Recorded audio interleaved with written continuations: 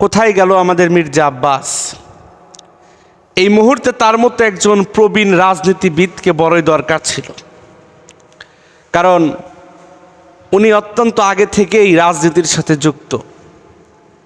সেই যে অসুস্থ হয়ে হাদির হত্যাকারীদের অ্যারেস্ট করার পর মির্জা আব্বাস চলে গেল সিঙ্গাপুর, আর মির্জা আব্বাসের এখন কোনো খোঁজ নাই, আপডেট নাই।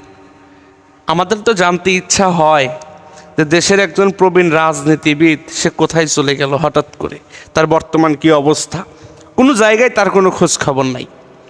দেশে বিদ্যুতের ঘাটতি, দেশে তেলের ঘাটতি, নানান সমস্যার ভিতরে দেশ চলতেছে। এই সময় মির্জা আব্বাসকে অত্যন্তভাবে আমাদের দরকার ছিল। মির্জা আব্বাস সাহেবকে দরকার ছিল আমাদের,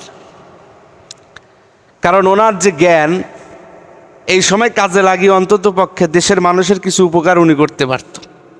এই জন্য ওনাকে দরকার ছিল। আল্লাহ না করুক মির্জা আব্বাস সাহেবের যদি কিছু হয়ে যায়, সেখানে তো আবার পাটোয়ারি চলে আসবে, আবার অন্যরকম হয়ে যাবে। এই জন্য আমরা দোয়া করি আল্লাহ রাব্বুল আলামিন মির্জা আব্বাস সাহেবকে যেন আমাদের মাঝে অতি দ্রুত ফিরিয়ে দেন, এবং দেশ এবং দশের জন্য যেন, ইসলামের জন্য যেন উনি কাজ করতে পারে, সেই তৌফিক আল্লাহ পাক দান করুক। জোরে বলেন আমিন।